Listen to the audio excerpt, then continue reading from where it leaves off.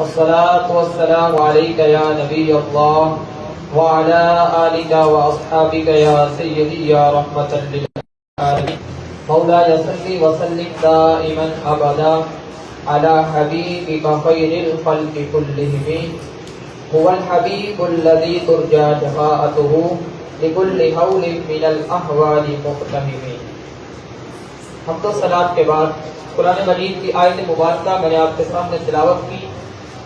ارشاد فرمایا انما یرید اللہ لیذھب عنکم الرجس اہل البیت ویطہرکم تطہیرا۔ اللہ تبارک و تعالیٰ نے اس آیت مبارکہ میں اہل بیت کی شان کو بیان فرمایا ہے۔ اہل بیت کون ہے؟ مصطفیٰ صلی اللہ علیہ وسلم کے گھرانے کو کہا جاتا ہے۔ تو حضور کا گھرانہ وہ گھرانہ ہے جس کی پاکی کی خبریں میرا رب قرآن کے اندر نازل فرما رہا ہے۔ قرآن گواہی دے رہا ہے کہ ارشاد فرمایا کہ اللہ تو یہی چاہتا ہے لیذھب عنکم الرجس، اے نبی کے گھر والوں تم سے ہر ناپاکی کو دور کر دے۔ فرمایا ویطہرکم تطہیرا، اور تمہیں پاک کر کے خوب ستھرا کر دے۔ یہ اللہ تبارک و تعالیٰ نے اہل بیت کی شان کو قرآن میں نازل فرمایا ہے۔ آج الحمدللہ اللہ کی رحمت سے 15 رمضان مبارک ہوا ہے، اور آج نواسۂ رسول حضرت سیدنا امام حسن رضی اللہ تعالی عنہ آپ کی ولادت مبارکہ آج کے دن ہوئی۔ اللہ نے ہمیں آج کا یہ دن بڑا عظیم موقع عطا فرمایا ہے، تو آج دعا کرتے ہیں میرے مولا حضرت امام حسن رضی اللہ تعالی عنہ آپ کی ولادت کے طفیل، آپ کی ولادت کے صدقے سے یہ جو وبا پوری کائنات پہ آئی ہوئی ہے، امت مسلمہ پہ آئی ہوئی ہے، میرے مولا اس کورونا وائرس کا حضرت امام حسن رضی اللہ تعالی عنہ کے صدقے سے اس کا خاتمہ فرما، اور ہمارے گناہوں سے درگزر فرما۔ کہ سچی بات یہ ہے کہ یہ وائرس اور یہ وبائیں یہ ہمارے اعمال کا نتیجہ ہیں، ہمارے اعمال کی خامد ہیں۔ اگر ہمارے اعمال اچھے ہوتے تو یہ وبائیں کبھی نہ آتی۔ تو اس لیے ہم ان نیک ہستیوں کا، آل رسول کا واسطہ پیش کرتے ہیں۔ باری تعالیٰ اور تو ہمارے پاس کچھ نہیں ہے، بس یہ صدقے رہ جاتے ہیں اور یہ وسائل اور یہ وسیلے رہ جاتے ہیں، ان کی بدولت تو ہماری مدد فرما۔ ہم سب کو اپنے گناہوں سے معافی مانگنی چاہیے، نبی علیہ الصلوۃ والسلام سے معافی مانگنی چاہیے کہ جب اللہ کے رسول ناراض ہوں اور رب ذوالجلال ناراض ہو تو پھر یہ وبائیں، یہ بلائیں ہمارے لیے اتر آتی ہیں۔ تو اس لیے اللہ ہم سب کو عمل کی توفیق نصیب فرمائے۔ تو یہ اہل بیت کا وہ گھرانہ ہے، قرآن کے اندر اللہ نے ان کی شانوں کو بیان فرمایا ہے۔ بس مختصر سی گفتگو میں آج آپ کے سامنے رکھوں گا کہ حضرت امام حسن رضی اللہ تعالی عنہ آپ کو مجتبی بھی کہا جاتا ہے، اور آپ کی کنیت کے حوالے سے فرمایا کہ نام آپ کا حسن اور کنیت آپ کو ابو محمد کہا جاتا ہے، اور پھر لقب جو آپ کو عطا فرمائے گے، فرمایا وہ تقی کا لقب عطا فرمایا اور سید کا لقب عطا فرمایا، سبت رسول اس کا لقب آپ کو عطا فرمایا، اور ریحانۃ الرسول یعنی رسول خدا کے پھول بھی آپ کو کہا جاتا ہے۔ تو یہ ایسے عظیم الشان القابات آپ کو اللہ تبارک و تعالیٰ نے عطا فرمائے کہ مصطفیٰ کے یہ پھول ہیں۔ یہاں تک کہ مصطفیٰ نے فرمایا کہ جنہوں نے ان سے محبت کی انہوں نے مجھ سے محبت کی، فرمایا اور جو مجھ سے محبت کرے گا جنت میں میرے ساتھ ہوگا۔ اور اسی طرح فرمایا کہ جنہوں نے ان بچوں کو رلایا انہوں نے میرے دل کو دکھایا، اور جنہوں نے میرے دل کو دکھایا اس نے رب ذوالجلال کو ناراض کیا، اور جو رب کو ناراض کرتا ہے تو فرمایا کہ پھر جہنم اس کا مقدر بن جاتی ہے، جنت کی وہ خوشبو بھی نہیں پا سکتا۔ تو اس لیے اہل بیت کی محبت کو ہمیں آج مضبوطی سے تھامنا ہوگا۔ آج یہ بڑا ہی خطرناک اور نفسا نفسی کا دور جا رہا ہے، کوئی بہت زیادہ ان کی فضائل کے اندر آگے نکل جاتا ہے کہ جو وہ بھی ہمارے لیے درست نہیں ہے۔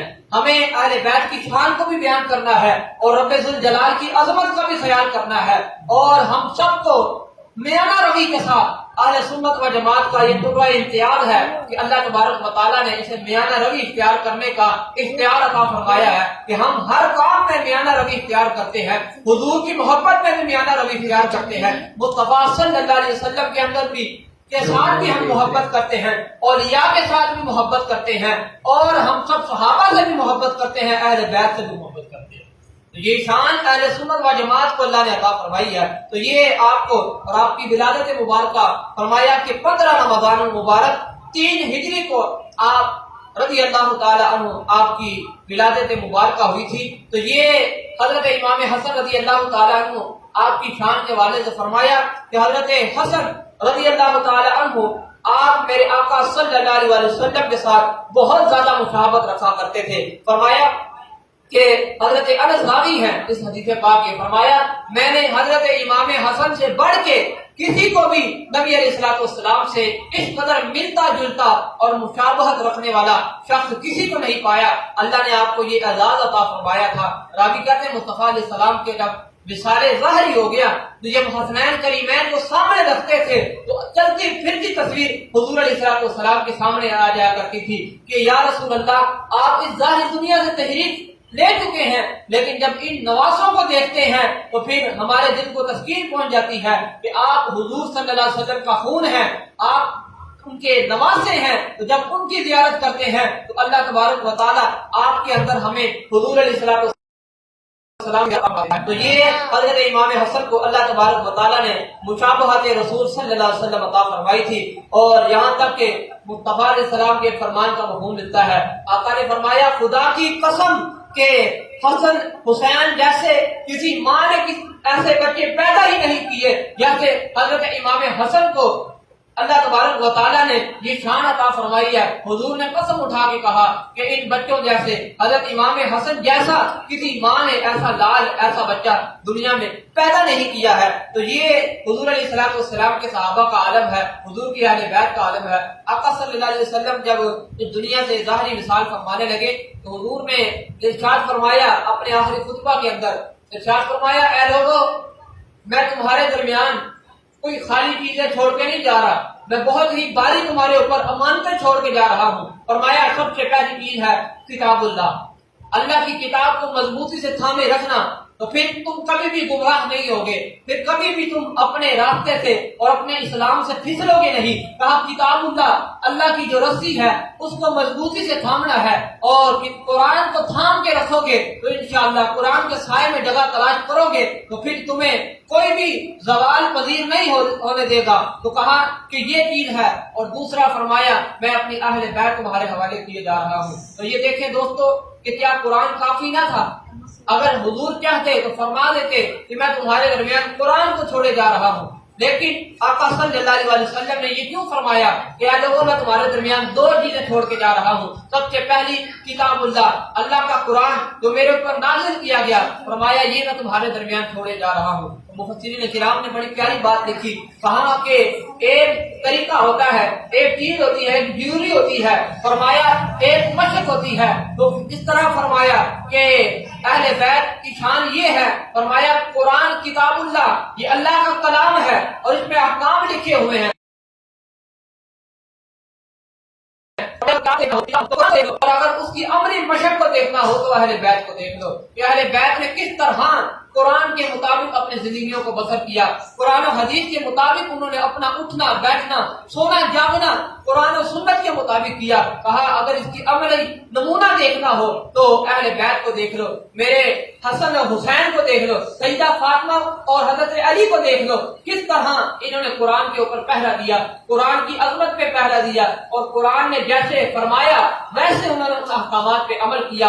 اس لیے فرمایا کہ میں تمہارے درمیان کتنی چیزیں چھوڑے جا رہا ہوں، 2 چیزیں چھوڑے جا رہا ہوں. فرمایا سب سے پہلی قرآن ہے اور دوسری میری اہل بیت ہے. جو قرآن سے جڑا رہا تو فرمایا اس کا بھی میرا پار ہے، لیکن قرآن کے ساتھ ساتھ اہل بیت کے ساتھ جڑنا ضروری ہے. مصطفیٰ اگر فرماتے کہ میں صرف قرآن چھوڑے جا رہا ہوں تو پھر ہمارے لیے یہ ہوتا کہ ہم صرف قرآن کو تھامتے. تو گویا کہ پتہ کیا چلا کہ اگر خالی قرآن کو تھامتے ہیں تب بھی ہمارا گزارا نہیں ہے، لیکن فرمایا کہ اگر اہل بیت کو تھامتے ہیں تو پھر جنت ہمارا مقدر بن جائے گی. جس نے خود ہی قرآن کو سمجھنے کی کوشش کی فرمایا وہ بھی تباہ و برباد ہو گیا. یضل بہ کثیرا ویہدی بہ کثیرا. فرمایا یہی قرآن ہے، اسی قرآن میں یہ آیت مبارکہ آئی ہے. فرمایا بہت سے اسے پڑھ کے گمراہ ہو جاتے ہیں، بہت سے ہدایت پا جاتے ہیں. جو فرمایا گمراہ ہو جاتے ہیں وہ یہی کہتے ہیں کہ قرآن ہی سب کچھ ہے ہمارا، قرآن کے ساتھ تعلق جڑ گیا تو رب سے جڑ گیا، قرآن کے علاوہ نہ اہل بیت سے کوئی تعلق ہے نہ حضور سے کوئی تعلق ہے، تو رب نے فرما دیا، مصطفیٰ کے فرمان نے بتا دیا کہ فرمایا کتاب اللہ خالی تھامو گے تو ایسی محبت کا کوئی فائدہ نہیں ہے۔ تو اسی طرح فرمایا جب تک قرآن کا دامن تھامو اور ساتھ اہل بیت کا بھی دامن تھامو گے تو پھر اللہ تبارک و تعالیٰ قرآن کی برکتیں بھی عطا فرمایا اور حضور کی آل کی برکتیں بھی عطا فرمائے گا۔ تو قرآن کو بھی پکڑنا ہے اور اہل بیت کو بھی پکڑنا ہے، تو اس لیے یہ چیزیں ہمیں سامنے رکھنی ہوں گی کہ ہم نے اہل بیت کا دامن نہیں چھوڑنا۔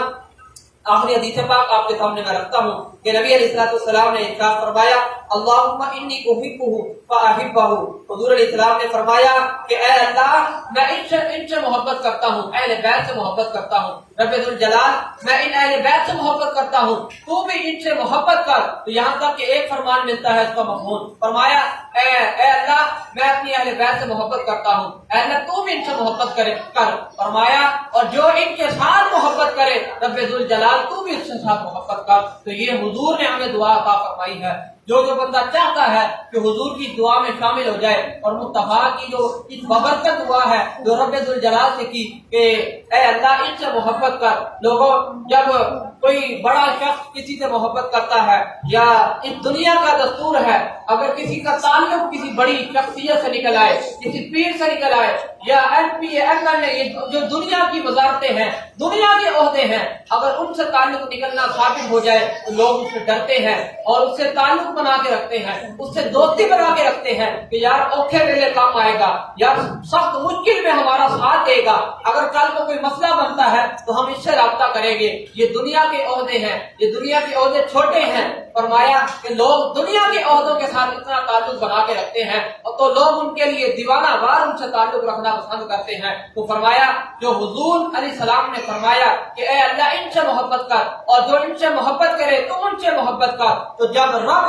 کسی سے محبت کرنا شروع کر دے گا تو ساری کائنات اس کے قدموں میں ڈھیر ہو جائے گی، ساری کائنات کی محبتیں اس کے سینے میں سما جائیں گی، لوگ اس سے محبت کرنا شروع کر دیں گے۔ تو جو بندہ چاہتا ہے تو دنیا والے اس سے محبت کریں اور دنیا والے اس کی عظمت کے گن گائیں اور اس سے محبت کریں اور اس کے پاس دیوانہ وار پھرے، تو اسے چاہیے مصطفیٰ کے اس فرمان پہ عمل کرے۔ فرمایا دو چیزیں چھوڑے جا رہا ہوں، ایک اہل بیت کو چھوڑ رہا ہوں اور ایک کتاب اللہ کو چھوڑ رہا ہوں۔ تو اس لیے اس دور کے اندر ہماری وقت کی ضرورت ہے کہ قرآن کو بھی تھامے اور اہل بیت کی رسی کو بھی، اہل بیت کی محبت کو بھی اپنے سینے میں شامل فرمائے۔ اللہ تعالیٰ سے دعا ہے خالق کائنات ہم سب کو اہل بیت سے محبت کی توفیق نصیب فرمائے اور ہمیں اہل بیت کے صدقے اللہ ہمارے گناہوں کو معاف فرمائے۔ وما توفیقی الا باللہ۔ الصلاۃ والسلام علیک یا رسول اللہ وعلی آلک و